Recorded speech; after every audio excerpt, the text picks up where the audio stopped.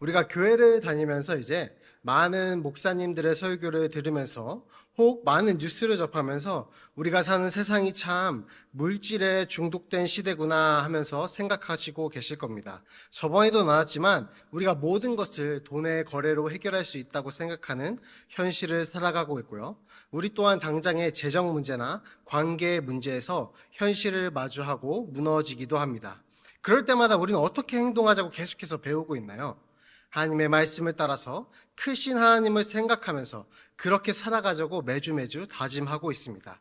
현실을 보는 것이 아니라 현실을 넘어선 하나님의 큰 섭리를 계속해서 바라보자고 하고 있는 것이죠.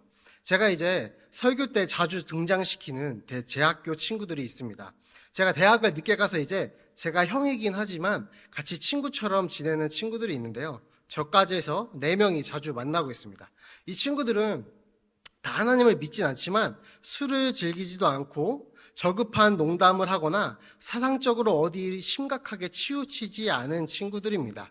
그래서 되게 나이스한 친구들이어서 자연스럽게 이렇게 모이게 됐고 그 만남을 계속해서 이어오면서 언젠가는 이 친구들에게는 꼭 하나님의 복음이 씨앗을 뿌려서 꽃이 피었으면 좋겠다고 항상 기도하고 있는 친구들입니다.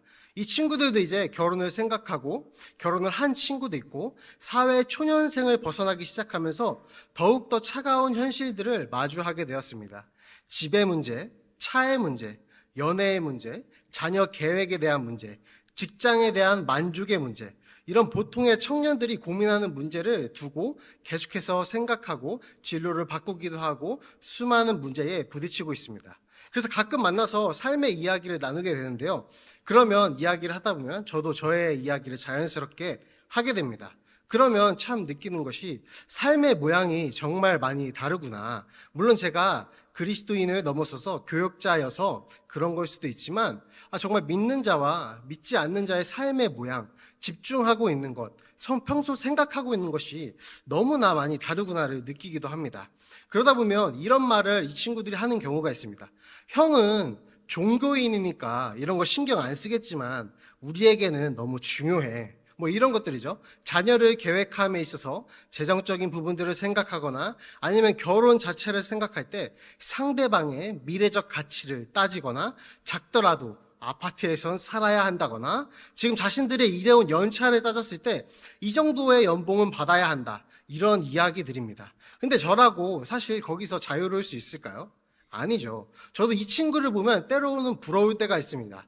안정적인 직장을 통해서 자산을 계속 늘려가고 있고 자녀를 계획함에 있어서 풍족한 가운데 모든 것을 갖추는 가운데 키우고 싶은 마음이 항상 자리하고 있습니다. 이것이 흔히 제 나이대의 청년들이 겪는 삶이고 고민이고 현실입니다. 흔들리는 삶이 일상이 되는 겁니다. 성도님들도 성도님들이 처한 세대에서 치열한 현실의 고민들이 가지고 있습니다. 자녀들의 문제, 가정의 문제는 진짜 현실 그 자체입니다. 항상 우리의 기도 제목이 되지 않습니까? 우리는 항상 매일매일 치열한 현실을 마주하고 살고 있다는 것입니다. 청소년들도 청소년 나름의 처한 현실의 고민들이 있습니다. 왜냐하면 교회에서 배우는 것과 실제로 삶을 살면서 부딪히는 문제들이 매치가 잘 안 된다는 것이죠. 그럴 때마다 성경은 하나님을 바라보라고 하지만 세상은 그것을 어떻게 생각할까요? 세상은 그런 우리를 보고 정신승리한다고 말합니다. 그렇기에 우리도 근본적인 의문을 만날 때가 있습니다. 우리가 과연 신앙으로 현실을 넘어서 하나님을 본다는 것이 과연 현실 도피나 혹은 정신승리와 무엇이 다른가 하는 의문입니다. 제 친구들이 저를 볼 때에 자산에 크게 연연하지 않고 현실적으로 아이를 키우기 어려운 상황이면서도 아이 갖기를 희망하는 것은 그저 이상론자나 초긍정주의로 보이기도 할 것입니다. 대책이 없어 보인다는 거죠, 사실. 저 또한 진짜 현실을 가끔 바라보게 되면 낙심과 절망이 몰려올 때가 많고 흔들릴 때가 많은데 어떻게 이 현실을 성경과 삶을 일치시킬 수 있을까요? 세상이 말하는 것처럼 우리가 교회에서 세뇌당해서 바보같이 성경을 믿는 것이 아니라 진짜 다른 무엇을 가지고 있기 때문에 확신함으로 그것을 보여주며 살아갈 수 있을까요?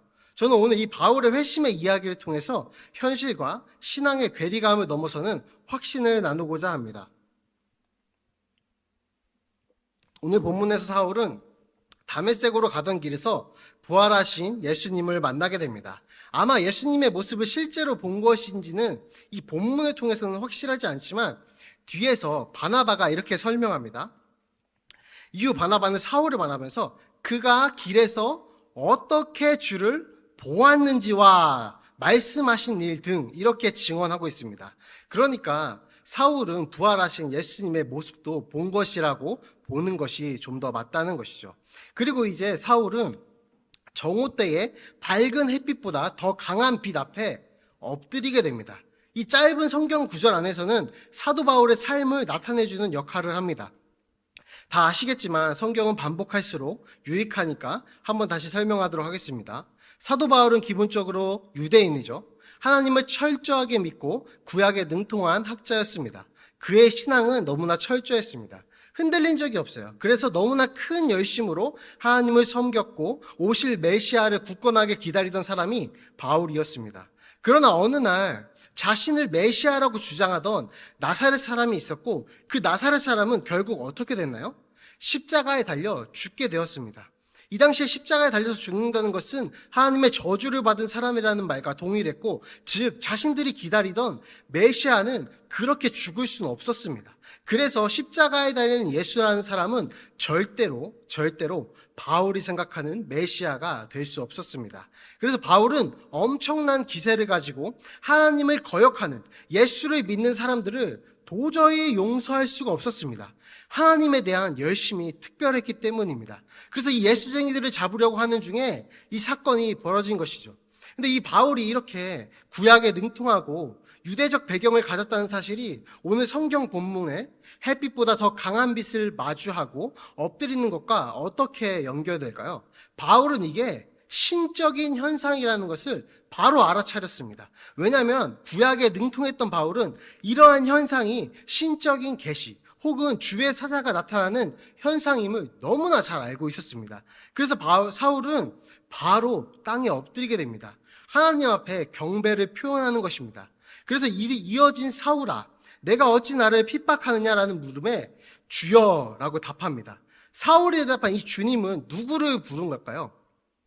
예수님이 아니라 하나님을 부른 것입니다. 사울은 지금 자신이 살아온 지식에 의해서 하나님의 신적 계시임을 알았으니까 하나님을 알아채고 주님이라고 대답한 것입니다. 근데 뒤이어서 들려온 대답은 그의 모든 삶을 부정하는 충격을 주게 되는 것입니다. 사울은 예수님이 부활했고 영광의 주님이라는 것을 신성 모독으로 생각하고 그리스도인들을 핍박해 왔는데 이제 자신이 그 예수님을 목격하게 된 겁니다. 그분은 살아계시며 영광 중에 통치하신다는 것을 경험하게 되었습니다. 그리 길지 않은 시간이었을 것입니다. 예수님과 사도 바울이 나눈 대화는 길지 않았습니다.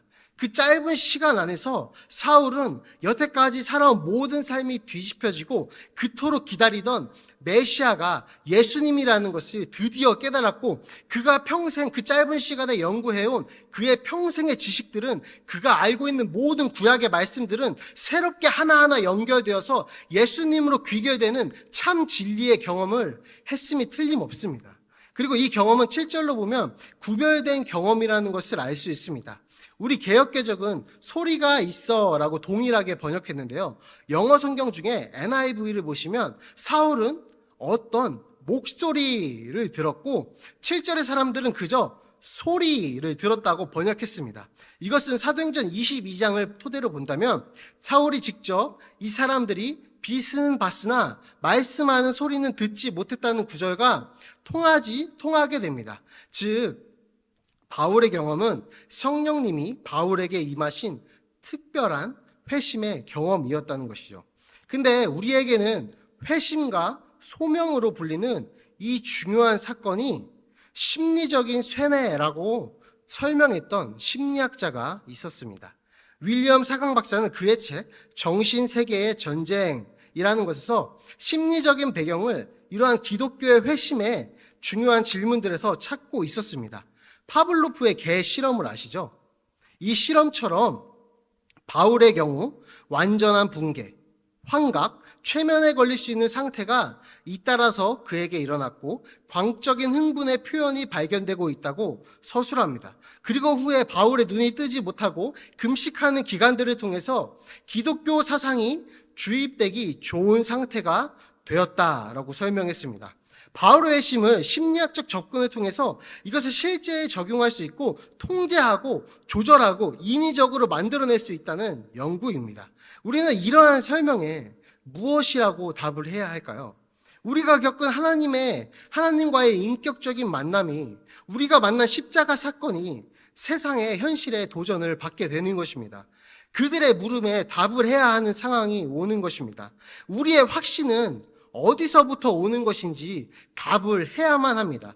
우리의 확신이 그저 정신착란에 불과했던 것인지 어려서부터 배운 신앙 교육에 의한 세뇌는 아닌지 우리가 처한 현실에서 증명해내야 하는 것입니다. 그것을 하지 못하면 우리가 만난 십자가의 예수님은 현실의 벽에 부딪혀서 점점 잊혀지고 점점 예수님을 주로 모신 우리의 마음속의 자리는 없어지고 세상의 가치를 따라야만 하는 조급함이 다시금 우리의 마음을 채우게 되고 우리는 다시 하나님이 주인이 아니라 돈을 주인으로 삼아야 하며 직업을 주인으로 삼아야 하고 사람을 주인 삼아 살아가게 될 것이라는 것입니다. 이러한 현실이, 차가운 현실이 우리에게 묻고 있습니다. 그리스도인 너희들의 신앙은 단순한 세뇌와 정신 승리에 불과하지 않는다. 이 물음 앞에 우리가 자유할 수 없는 시대를 살고 있다는 것입니다. 이 정신승리라는 단어를 잘 설명해보자 제가 짧은 지식으로 열심히 자료를 찾아봤습니다. 이 찾아보다가 이 개념이 적나라하게 쓰인 원본이라고 볼 수 있는 작품을 찾았습니다. 들어보신 분들이 있을 수도 있겠어요. 아큐정전이라는 작품인데요. 이 주인공 아큐는 날품팔이로 먹고 사는 사람입니다. 일정한 직업도 없고 좀 어리숙한 인물로 표현됩니다. 하지만 그에게는 실패를 즉시 승리로 전환하는 그 나름의 정신승리법을 가지고 있습니다. 동네 건달들에게 얻어맞고도 마음속으로는 내가 그래, 자식에게 맞은 걸로 치자. 요즘 세상은 정말 이렇다니까 라고 넘기는 것입니다. 노름판에서 시비가 붙어서 딴 돈을 다 뺏기고도 자식놈이 가져간 셈 치자라고 합리화해버립니다. 그래도 마음이 편해지지 않으면 스스로 나는 버러지 같은 놈이야 라고 자신을 비하하기도 합니다. 억울하게 감옥에 갇혀 사람이 살다 보면 때로는 감옥에 들락거리는 일도 있는 거지 라고 생각하는 것입니다. 그야말로 정신승리의 달인으로 나옵니다. 세상이 보는 그리스도인들은 아큐와 다르지 않습니다. 실제로 존재하지 않는 허구의 가치들을 진실로 믿고 정신승리하고 세상에서 눈을 감고 사는 척하는 사람들로 쳐다보는 것입니다. 바울의 회심을 정신착란에서 오는 심리학적인 어떤 것 정도, 이것으로 치부하는 것입니다. 아큐정전에 나온 정신승리의 개념은 부정적으로 사용되었습니다. 그 정신승리에서 벗어나야 깨어져야 한다는 것이죠. 우리가 복음을 전해야 하는 이 세상은 더는 복음을 듣지 않고 도리어 우리에게 도전을 하고 있습니다. 우리에게 허구에 불과한 부활을 믿는 소설 속에서 벗어나서 깨어나서 현실을 직시하라고 말하는 겁니다. 근데 우리에게 일어난 변화는 실제란 말이죠. 우리에게 일어난 변화는 정말 실제였습니다. 그들이 원하는 눈에 보이는 증거를 줄 수는 없습니다. 그러나 이것을 설명할 수 있는 유일하고 확실한 대답은 무엇인가요? 세상이 우리에게 던지는 도전에 흔들리지 않고 세상보다 크신 하나님을 볼 수 있는, 그것을 애쓰면서 살 수 있는 유일한 확실은 무엇인가요? 그것은 바로 주님께서 무덤에서 육체로 부활하셔서 이 사도행전의 제자들에게 한 번 이상 나타나신 것이 역사적 사실이라는 것입니다. 바울에게 나타나신 예수님은 실제의 사건이었다는 것입니다. 우리가 이것을 진정으로 받아들이지 못한다면, 삶에서 실제가 되지 못한다면, 이 십자가의 죽음과 부활을 우리의 삶에서 기억해내지 못한다면 우리는 세상이 우리에게 묻는 차가운 물음 앞에 숨이 막힐 것이고 앞이 보이지 않는 어려움 속에 주저앉고 말 것입니다. 세상에게 이 성령의 역사만 빼놓고 세상에서는 연구하고 있습니다. 반대로 말하면 세상에서는 이 성령의 역사가 철저하게 무시되고 있습니다. 그래서 그들은 우리를 오해할 수밖에 없는 것입니다. 구원의 복음은 역사적 실제이며 성령님께서 우리에게 믿어지도록 선물하셨다는 사실, 이 사실만이 우리가 흔들리지 않는 유일한 근거가 되어줍니다. 교회는 인간에 의해서 만들어진 기구 정도가 아닙니다. 교회는 전적으로 하나님의 때를 따라 보내신 성령님의 능력이 우리 속에 역사함에 따라서 세워지게 되었습니다.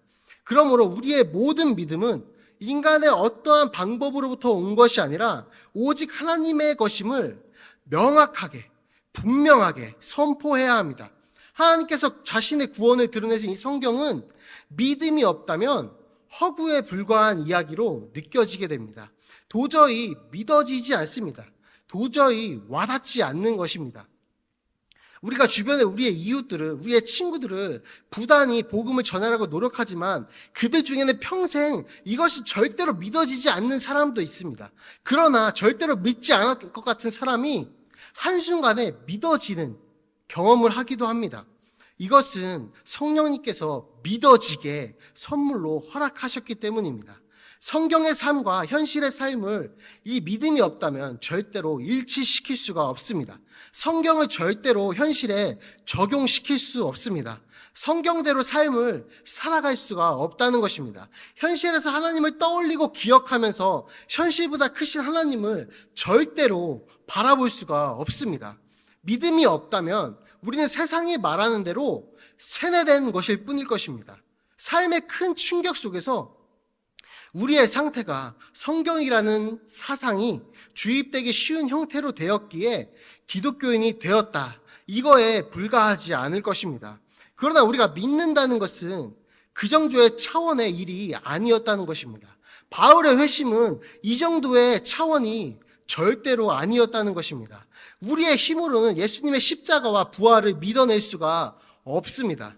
2000년의 사건이 우리 삶의 실제가 될 수 절대로 없습니다. 그래서 하나님께서는 친히 믿음을 선물로 우리에게 주신 것입니다. 그래서 성령님은 우리를 조명하사 2000년 전의 십자가 사건을 우리에게 실제가 되게 능력으로 역사해 주신 것입니다.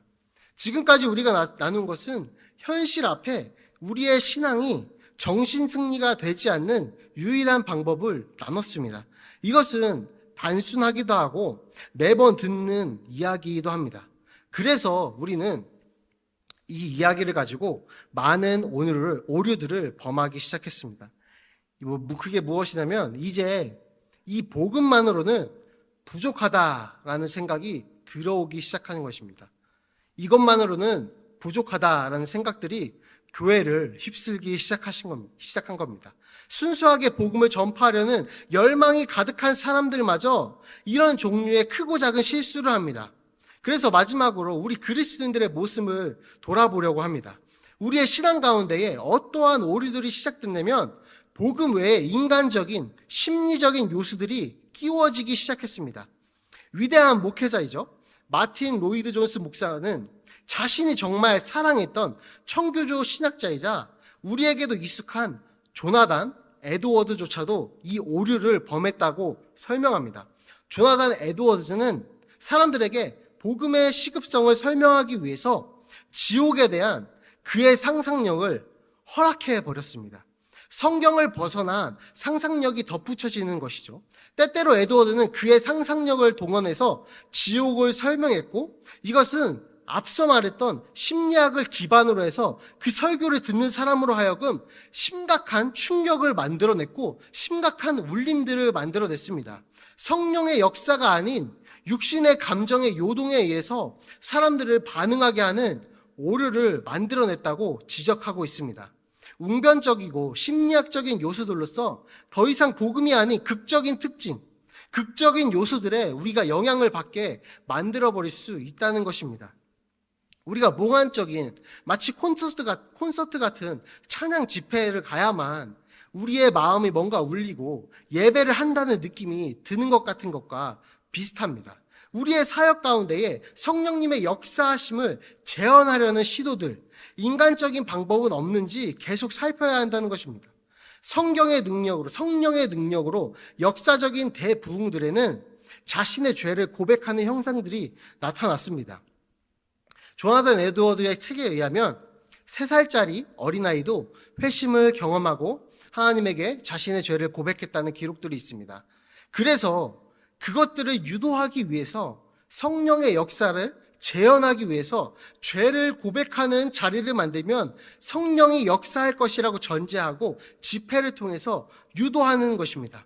이러한 방법에 집착하는 것은 성령님께서 일하시는 것을 믿지 못하는 것과 동일하게 됩니다.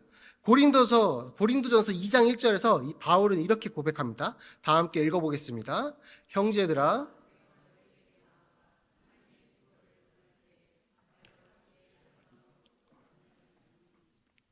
바울은 의도적으로 어떠한 방법들을 거절했습니다. 우리의 회심의 결과가 우리 이웃들의 복음을 듣고 하나님께 돌아오는 그 결과들이 오직 하나님에 의한 것임을 명백하기 위해서 애쓰고 있는 것입니다. 의도적으로 사람들이 좋아하는 것을 피하고 익숙한 방법들을 피해낸 것입니다. 그래서 바울도 헬라의 수사학자들과 철학자들의 방법을 의도적으로 제거해 갔습니다. 그렇기에 바울의 복음은 언제나 성령의 나타남과 능력으로 행해지게 되었습니다. 그런 그의 사도적인 권위가 오직 성령님의 권위에 의해서 나타나게 되는 것입니다. 이것은 복음을 전하기 위해서 모든 방법을 다 버리자, 이렇게 치우치라는 말이 아닙니다. 오히려 복음 전파에서 오직 성령님께서 주권적으로 그 진리들을 그 사람들에게 적용시킨다는 것을 신뢰하자는 의미입니다. 전적으로 그 진리를 신뢰하자는 의미입니다. 다시 말하면 우리는 씨를 뿌리는 사람이지 그것을 싹트게 하고 자라나게 하는 것은 오직 성령님의 주권이라는 것을 전적으로 의지하고 신뢰한다는 말입니다. 씨 뿌리는 역할에 충실하고 그것에서 벗어나지 않으며 결과를 오직 성령님에게 돌려드리는 그 자리에 우리는 계속 있어야 한다는 것입니다. 우리가 아무리 화려한 방법과 문화적인 접근으로 복음을 전한다고 해도 결국 그것을 적용시키는 것은 성령님의 주권적인 사역입니다. 오늘 성경을 통해서 우리가 분별해야 하는 것은 성경에 사람이 회심하는 것의 그 원리는, 성경에 나온 사람들이 회심하는 그 원리는 오늘 이 시간에도 그리고 앞으로도 영원히 동일하다는 것입니다. 오직 성령님의 능력으로 회심이 일어난다는 것입니다. 이 객관적인 사실이, 그리고 신비로운, 너무나 신비한 성령님의 역사만이 세상의 정신승리와 차원이 다른 그리스도인들의 품격이 되어준다는 것입니다. 이 성령님의 능력으로 그리스도인의 삶이 차별화되고 구별되고 우리 코가 석자여도 타인에게 넉넉한 삶을 살게 되고 선한 삶을 만들어내고 선한 영향력을 만들어내는 실제의 삶이 된다는 것입니다. 다시 한번 정리하면 우리는 여전히 현실을 살아갑니다. 그 속에서 성경으로 도저히 매치해낼 수 없는, 연결할 수 없는 고통과 좌절의 상황이 계속해서 이어집니다. 성경대로 살고 싶은데 그렇게 살 수 없는 환경이 우리를 감싸고 있다는 것입니다. 세상은 그런 우리를 보며 비웃거나 정신승리 혹은 허황된 삶이라고 말하지만 우리는 성경이 실제의 삶임을 믿고 살아가는 사람들입니다. 그리고 그 믿음은 성령님으로부터 선물로 주어진 것이기에 우리가 잠시 그 현실 앞에 고민을 할 수 있겠으나, 그 현실 앞에 잠시 좌절할 수 있겠으나 그 믿음은 결코 없어지지 않고 그 진실은 결코 사라지지 않고 결코 변하지 않는 불변의 진리가 된다는 것입니다. 그리스도인들의 삶은 일시적으로는 정신승리로 보일 수 있습니다. 그러나 우리가 점점 자라나서 점점 더 성장한다면 점점 더 자라날수록 실제가 될 것임을 확신합니다. 우리의 삶은 계속해서 성경과 일치해 나갈 것입니다. 그 속에서 수많은 선한 싸움들이, 수만 번의 선한 싸움들이 있을 것입니다. 그러나 그 선한 싸움을 계속해서 하고 이겨가다 보면 우리의 삶은 정신승리에서 벗어나서 정말 성경과 일치된 삶을 살아가고 있을 것입니다. 이것이 바울을 부르신 하나님의 성령님의 능력입니다. 이것이 우리를 친히 부르신 성령님의 역사이고 능력입니다. 그리고 그 능력은 실제라는 것입니다. 정말로 우리가 이 믿음의 실제의 능력을, 믿음의 선물을 실제의 삶으로 살아내기를 애쓰시는 우리 성도님들 되시기를 주님의 이름으로 축복합니다.